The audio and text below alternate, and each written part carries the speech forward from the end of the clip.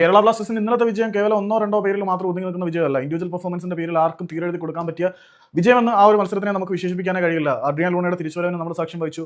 Moroccan ചെകുത്താൻ നവാസ് സദയുടെ അവസ്മരണീയമായിട്ടുള്ള പ്രകടനത്തിന് സാക്ഷ്യം വഹിച്ചു. കോറോ സിംഗ് എന്ന 17 വയസ്സുകാരന്റെ ഇന്ദ്രജാലങ്ങൾക്ക് നമ്മൾ സാക്ഷ്യം വഹിച്ചു. രാഹുൽ കെപിയുടെ റിഡംഷന് നമ്മൾ സാക്ഷ്യം വഹിച്ചു. സച്ചിൻ സുരേഷിന്റെ മികച്ച പ്രകടനത്തിന് സാക്ഷ്യം വഹിച്ചു. പ്രതിരോധ നിരയുടെ ഒത്തിണക്കത്തോടു കൂടിയുള്ള പ്രകടനത്തിന് നമ്മൾ സാക്ഷ്യം വഹിച്ചു. കളിച്ച എല്ലാവരും കേരള ബ്ലാസ്റ്റേഴ്സിന് വേണ്ടി മികച്ച പ്രകടനം കാഴ്ചവെച്ചപ്പോൾ ഈ ഒരു വിജയത്തിന്റെ ക്രെഡിറ്റ് ടീമിന് മൊത്തത്തിലായി കൊടുക്കണം എന്ന് തന്നെയാണ് ആരാധകർ എല്ലാവരും ആഗ്രഹിക്കുന്നത്. ഇന്നത്തെ മത്സരത്തിലെ താരങ്ങളുടെ റേറ്റിംഗ് എടുത്ത് നോക്കിയാലും കേരള ബ്ലാസ്റ്റേഴ്സിന്റെ എല്ലാ താരങ്ങളുടെയും റേറ്റിംഗ് വളരെ മികച്ചു തന്നെ നിന്നും. ഗോൾ കീപ്പറായ സച്ചിൻ സുരേഷിന്റെ റേറ്റിംഗ് വന്നിട്ട് 7.8 ആണ്. പ്രതിരോധ നിരയിൽ നമ്മുടെ സന്ദീപിന്റെ റേറ്റിംഗ് വന്നിട്ട് 7.8, ഹോർമിപ്പാൻ റോയിയുടെ റേറ്റിംഗ് 7, മിലോസ് ലിങ്കിച്ചിന്റെ റേറ്റിംഗ് 7.5, നവോച്ച സിംഗിന്റെ റേറ്റിംഗ് 7.3. മധ്യനിരയിലേക്ക് വരുമ്പോൾ വിപിൻ മോഹൻ എന്ന മലയാളി മധ്യനിര താരത്തിന്റെ റേറ്റിംഗ് 8 ആണ്.